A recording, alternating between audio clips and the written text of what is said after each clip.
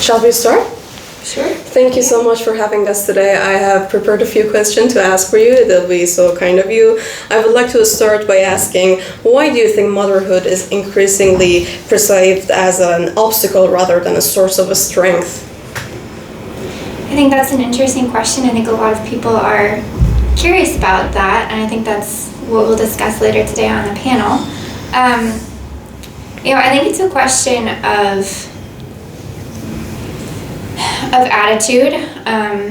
I think that in years past, being a mother was perceived as like the height and the source of a great deal of meaning and a great deal of purpose in women's lives. And I think that we're seeing more and more women who would like to experience that joy, the responsibility, and the beauty of raising children and creating a home that's happy and supportive and safe, and forming their children, like forming their souls, forming their education.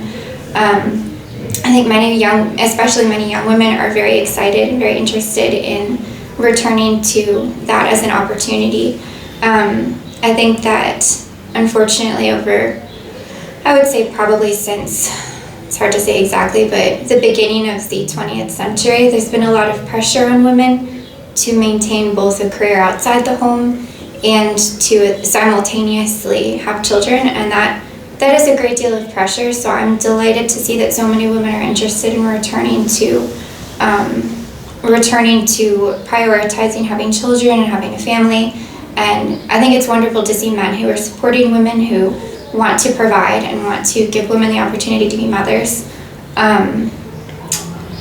And I think that's a very positive development. I think that's good for women, I think that's good for children, and I think that's good for society overall. Yes, and do you believe society's expectations or the inner fears of women play a bigger role when it comes to these tensions between family and a professional life, and how can we start addressing these challenges? So the question is whether the inner fears of women or societal expectations. Okay, I'm sure it's a bit of both. I think that a lot of women do feel a lot of pressure to be able to both have a career and have children. I think that part of the pressure is probably economic. So right now, the societal model that we're working on assumes that both parents will work, and as a result, I think economically the expectation that if you have a 2-income household, you can therefore make enough money to maintain a certain lifestyle, and the idea of a living wage, so a husband who would provide for his spouse and for his children, obviously that changes the economic expectations in the way that the society is structured economically. So I think to boil that down, I think there's some economic pressure for women to automatically be required to work outside the home. Inner fears, I think that there's certainly pressure, especially because motherhood is not generally valued, generally speaking, the way that it used to be. I think that that's changing. I think that there are great signs on that front, but I do think that there's some pressure that, if I'm just a mom, I don't have the same social status that perhaps a woman who has a career might have. So I think that there's some inner pressure, there's some economic pressure. So a combination of those two. Again, I think that there are good signs that suggest that there's a great deal of respect and value and joy that women are able to be home with their children. But I'd say it's a combination. Yes. And from a policy perspective, what changes do you think could better support women who want to have a family and a thriving career? Yeah, that's a great question. I think, and that's part of the reason that I'm so interested in Hungary. I'm obviously an American, and I'm here for a stint of study. And I think that Hungary is doing a lot of things very well to encourage women and to facilitate women who want to be at home with their children. So, for example, the maternity leave policy in Hungary, I think is fantastic. I think that's such a wonderful thing. I know personally in the United States, friends of mine who have had children and they don't have a maternity leave. They go back, they have to use all their sick leave, they have to use all their vacation time. just in order to stay home with their brand new baby, for 6 weeks, which is a very, very small amount of time, especially if there are complications with the birth, just enough time for the woman to heal and be home with her child, to bond with the child and take care of the child. So the maternity leave policy in Hungary, I think, is fantastic. And that does enable women to take an extended leave of absence. And I'd also compliment Hungary very much on the attitude that I've noticed in Hungarian workplaces that don't treat the fact that a woman is married and then has a child as a surprise or an aberration, but rather, like, of course, you just got married, you have a child, like, of course you have a child. And overall, I'm sure there are exceptions, but overall I've noticed, and I'm incredibly impressed at the pro-family attitude that works, that's like very evident in Hungarian workplaces. So I don't know that answers the question, but Great, thank you. What role should workplaces play in creating an environment where women don't feel forced to choose between the career and the family? Sure. I think I probably touched on that a little bit. I'd say maternity leave policy is very important.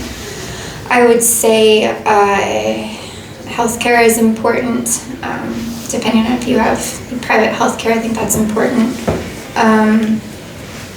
The things that a workplace can do. I think that there is a attitude shift that would be, and that's accomplished perhaps more through interpersonal, person-to-person workplace. I'm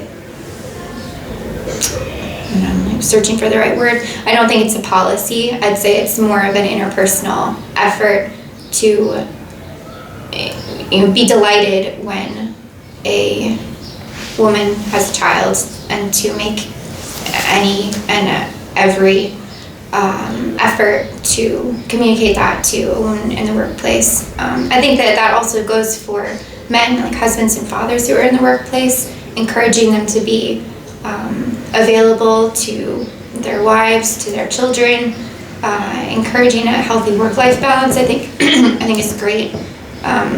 And I think that's important for family development and for the mental health of employees as well, that you're not just dealing with automatons or machines who don't have family lives and personal lives. You're dealing with people, with husbands and fathers and mothers and moms who have a life outside of their workplace. And I think that's important. Now, I don't know that necessarily easily translates into a policy, like on a governmental level or regulatory level, but I think that on an interpersonal level, certainly, I think that workplaces can prioritize viewing their employees, building relationships and viewing their employees as people with lives and families and relatives, and focusing on that. So yes, absolutely.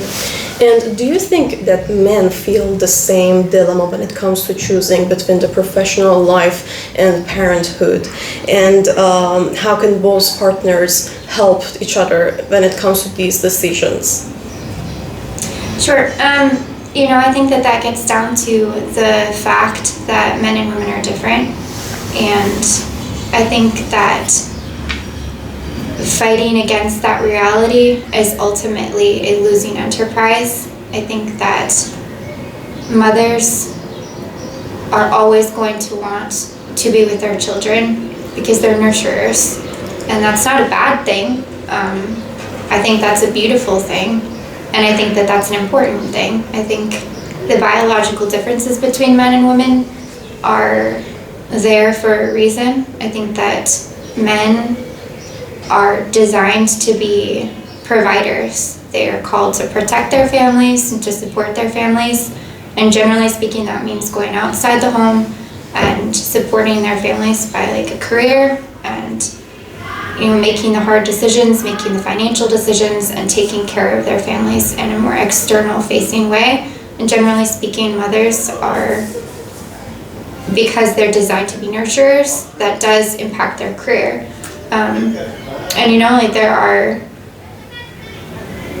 people who are very critical of that fact and would like to design policy on a basis that suggests that there's no difference between men and women, and that it's possible to totally equalize the way that men and women relate to their families and to their children.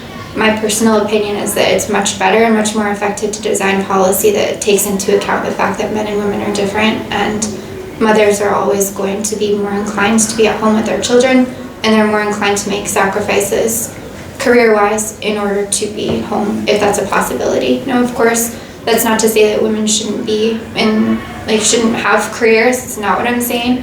But I think that it's important to realize that men and women are different, and that does have an impact on the way that women would prioritize. They have to make a sacrifice between their work and their family. They're going to choose being home. So. And I would like to ask, how can men and broader communities better support women balancing these rules and roles for them? Yeah, that's another good question. I think that men have the great responsibility to be virtuous and to take good care of their wives and of the women in their life, their sisters, their daughters, their mothers, by being courageous, by being responsible, by being disciplined. And I think that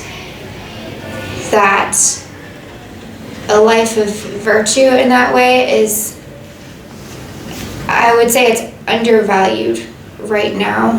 I think that there are signs of hope in that sphere as well. I think that we have a growing number of good men who are committed to taking care of their families and committed to taking care of their children in public. And I think that example is very important. I think, I don't know that I have a specific example, but I think it's a very beautiful thing to see a dad sacrifice for his kids, or to see a husband sacrifice for his wife. And it's very beautiful when that's a complementary relationship. So when a husband and wife recognize, we both have to make sacrifices, but we're committed to our family life and to our marriage and for the good of our children. That's beautiful. That's what society is based on. That's like the bedrock of how a society operates and functions and grows in a healthy way. And so I think the more that we have good examples of happy and healthy and holy family life in the public eye, the better off the society is going to be. And that gives individual people a good example of great